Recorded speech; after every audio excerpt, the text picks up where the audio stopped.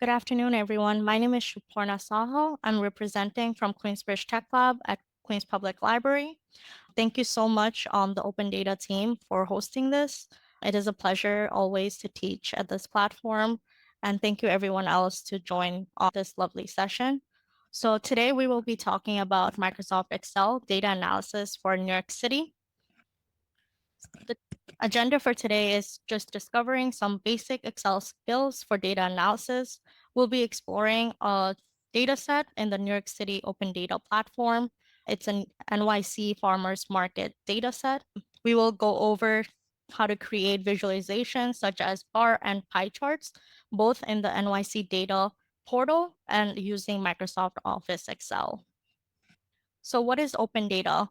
As Gabby mentioned, this is data that anyone can access, use, and share all over NYC.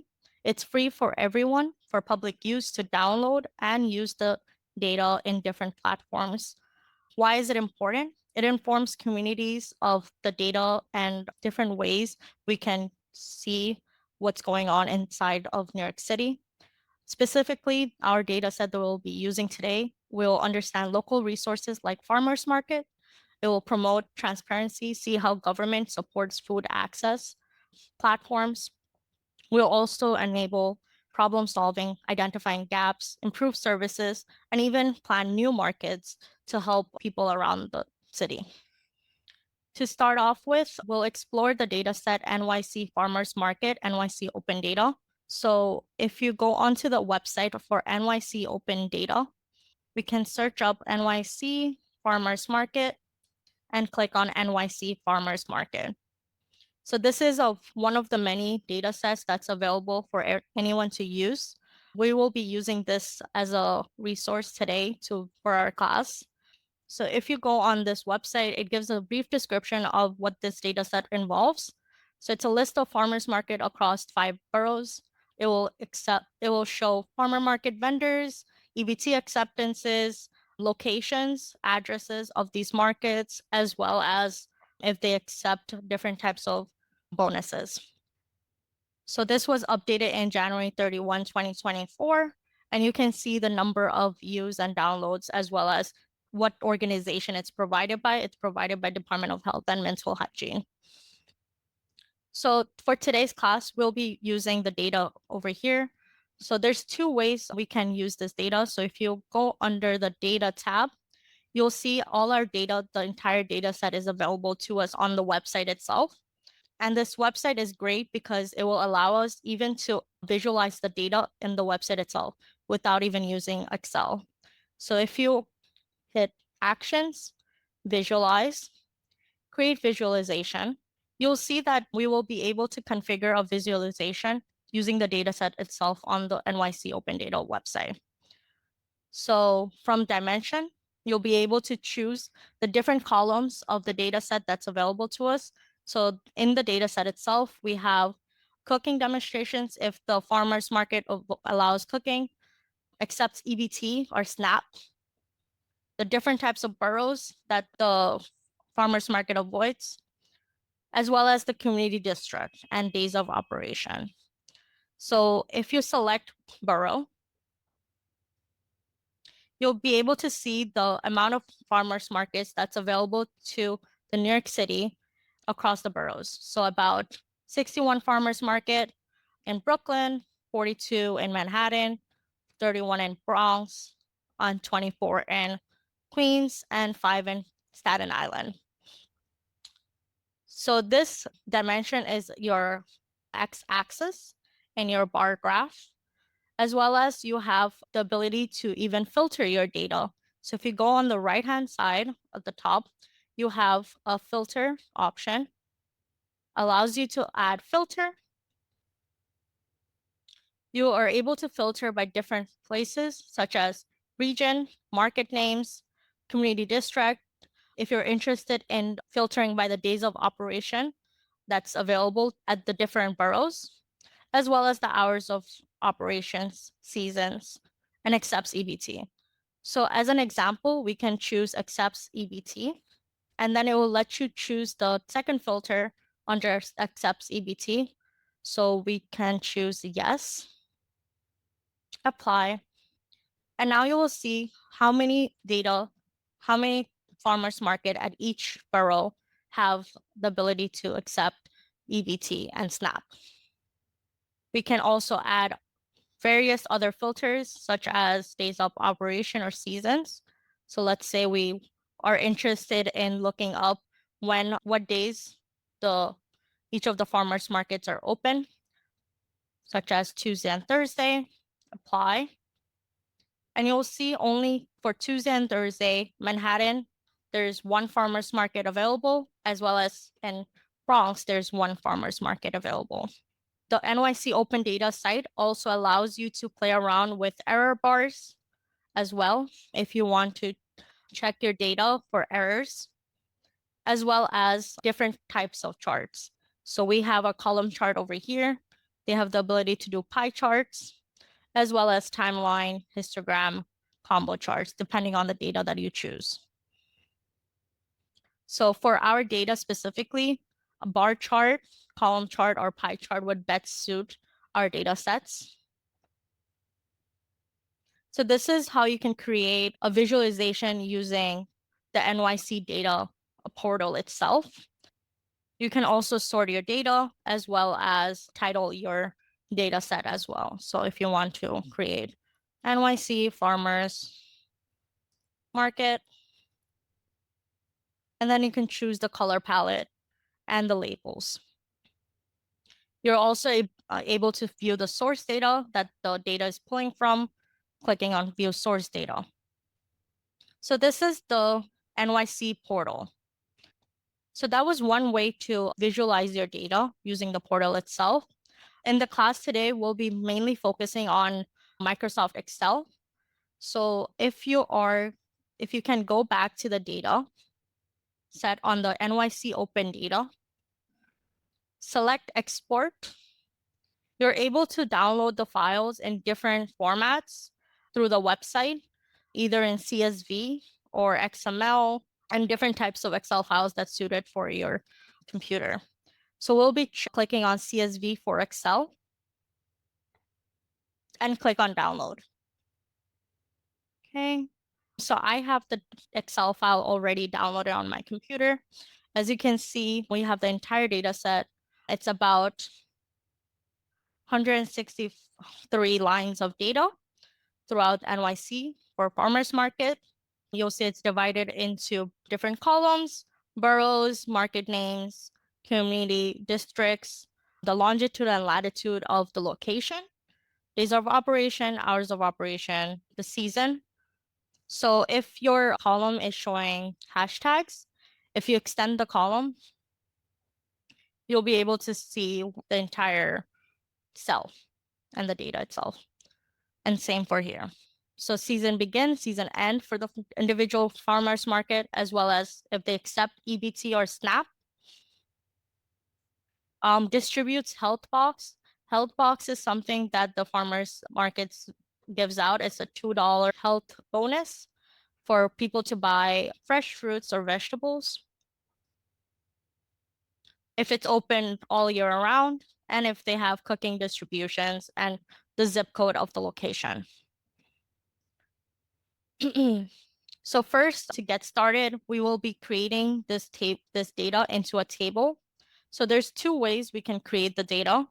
First is if we select the entire data set. So Control A in your keyboard to select if you're Windows, and I believe it's Command A for Mac. Select the entire data set. Browse into Insert, and then Table. And it will prompt you if your table has headers. So our table in this case does have the headers. Click OK. And you'll see we'll be able to create a table, as well as the other way is if you Control T for table on your keyboard, it will also provide you with this create table feature. So now that we have our table, so this is a great way to just create a table, and you can sort and filter through this table. But for this class specifically, because we'll be using this data set, we'll be playing around with pivot table. It lets us arrange and summarize the data even easily, especially for complex data sets or really big data sets. So if you click on pivot table from table range, you'll select the table that you want the pivot table to create. So we can say table 2. And then it will ask you, where do you want to place this pivot table, in a new worksheet or existing worksheet? For this case, I'll be using new worksheet. And you'll see that it creates a new worksheet called pivot table 1. And this will allow us to build a report using the different data sets. And you'll see it's very similar to the portal that we were using from the city page. So we have few fields over here. So first, this lists on all our columns and our headings, basically, of the data set. And then we have some columns over here. So there's rows. So the rows allows you to define the categories or labels that will be displayed vertically in the pivot table. So each unique value in this field will create a new row. So let's say if we were to place like borough in the rows, the pivot table will list all the boroughs: Bronx, Brooklyn, Queens, Staten Island. And then there's columns. So columns display the data horizontally, creating separate columns for each unique value. So it's used to compare across different categories, such as, let's say if you were to add the SNAP EBT field to the column, you'll see two columns, such as yes or no. So let's say if I were to select it and drag it to the columns, you'll see that it has the different values that the SNAP EBT provides: no, TBD, and yes.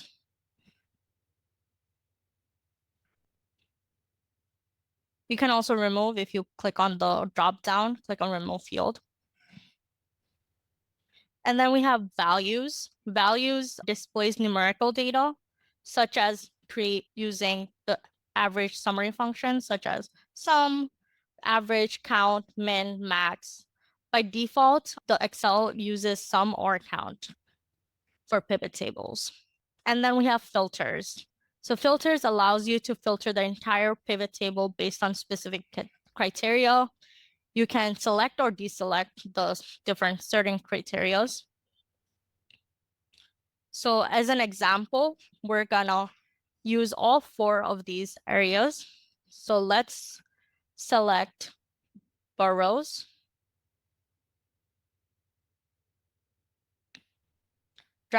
Select borough. For rows,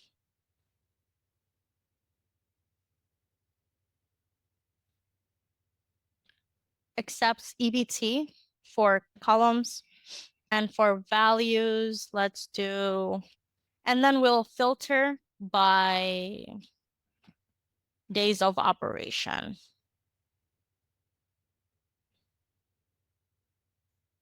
So you'll see we have a little table over here just analyzing our data set. So currently is showing for our rows, all the boroughs, as well as in the columns, it's our EBT. So depending on the boroughs, which borough has how many places that accepts EBT or SNAP, as well as we can filter by the days of operation in these places. So let's say we want to filter by Monday to Saturday. You'll see only Manhattan has one market name that accepts EBT, as well as it's open from Monday to Saturday. Okay. And then after we got our pivot table over here, we can create the graph. So you can select your pivot table or the different columns, go into the insert tab. So there's few ways. We have something called recommended charts that Excel provides that they believe best describes your data, or we are able to use graphs that we can choose such as the column charts. We have pie charts as well.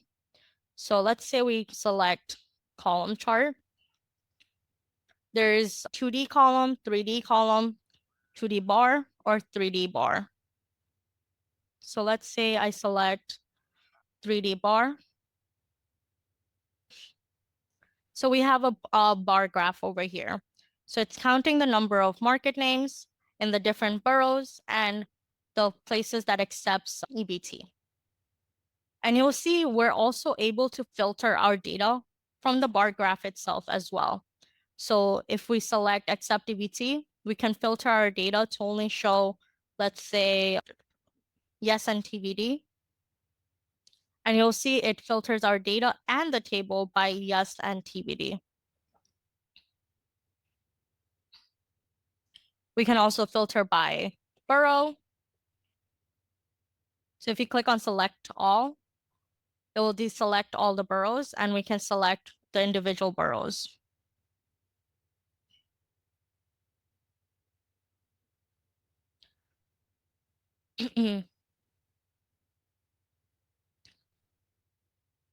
So after you created the chart, your Excel allows you to also design and format the chart.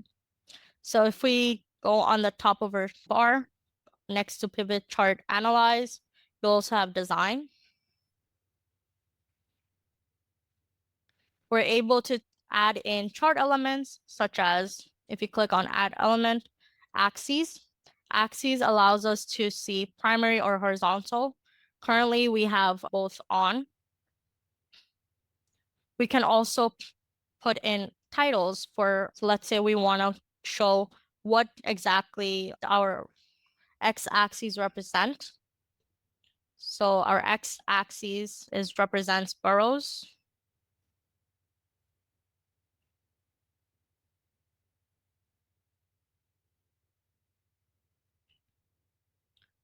X-axis vertical, number of marketplaces.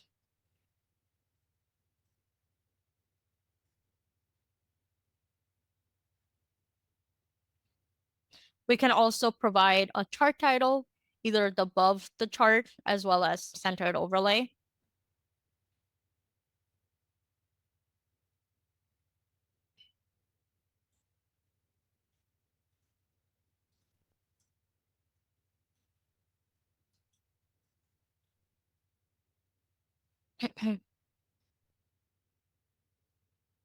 And we have other options as well. If you want to put in data labels on each of the bars, we can also put in data tables.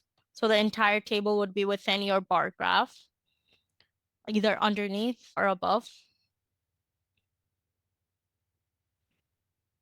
And we can also put grid lines or a legend. So currently we do have a legend on the right side. So you can move the legend to the right, your top, left, or bottom.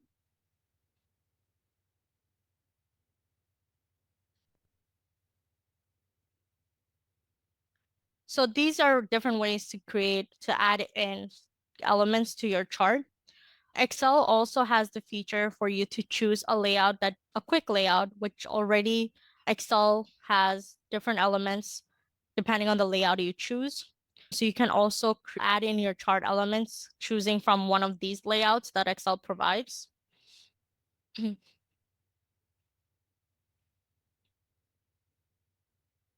then chart styles.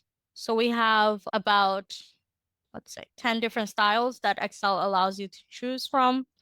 So we can best represent our graph. So let's say I choose style 9.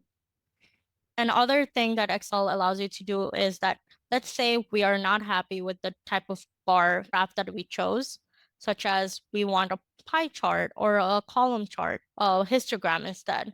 We're able to change the chart type as well from even after creating your graph. So we can move it to, let's say, a bar graph. And then we have different options here as well for the bar graph. And then click OK. We can also create pie charts as well. So similar concept. You can either change your chart type to either a pie chart and it represents your data differently, right? So currently now it's showing your Brooklyn and Queens in a pie chart. Maybe for this pie chart specifically, we do want a data label callout. So it's easier for the readers to understand specifically what this pie chart is showing, right? And then we can put in other boroughs as well. Okay. So I will try second example. You can go into insert pivot table from data table range, new sheet. So now we have another pivot table on us. So let's put in, let's say, borough accepts EBT, as well as we're gonna filter by if they distribute health box. So currently we have our boroughs, the number of places in each borough that accepts the EBT, and we can distribute by the health box. So if each of these marketplaces provides health box, and you'll see our marketplaces have changed. So about 29 offers it in Bronx, 55 in Brooklyn, 39 in Manhattan, and so on. And same thing, we would highlight our data, go into insert, column graph, and you can see our data set from here. So this is really helpful. This set specifically is a small data set, but pivot table allows you to configure and analyze your data for really large data sets that could be thousands of rows of data. So it's very helpful to know how to use pivot tables as a way to analyze and configure your data. So going back to the presentation, so what questions could possibly be answered by the information in this data set? So we are able to answer such as how many markets are in each borough, which boroughs has the least or most number of markets, where they accept SNAP/EBT, which days does the most number of markets are open, or even are there boroughs that are underserved with few markets or no SNAP/EBT acceptance? Or are there enough markets open on weekends? So all of these questions allows us to view our data set, right? And answer, maybe we need to open more farmers market in Queens in the weekends, right? For the community. Or maybe a certain community that has a diverse population needs a farmers market at the location. So exploring different data sets allows you to even explore the NYC and your community as a whole. Some of the wrap up and takeaways, we talked about how to navigate and understand Excel data sets, sorted and filtered data to find trends, created bar and pie charts for visual analyzations, and using the portal, the NYC portal, for interactive visualizations. Some of the next steps, I would recommend people to try out different data sets in the NYC portal, try adding your own filters and charts, as well as thank you for participating. I'll be taking questions as well currently. If there are any questions, you can place them in the chat. So just to talk a little bit about my location, Queensbridge Tech Lab, we're part of Queens Public Library. You can reach us at qb-programs@queenslibrary.org. We offer various different types of programs, starting from computer science to designing, as well as Microsoft Office courses for all users. It's all free, and it's available in the Queens Public Library website as well. Yes, there's a question from Aylin that's saying, how can we use this in a work setting? And what positions usually utilize this date or tool? You can actually use Excel or data sets in various different locations. It's the way you use it. So if you are a data assistant, you would pretty much use data all the time to do reporting for your location, analyze how many people attended.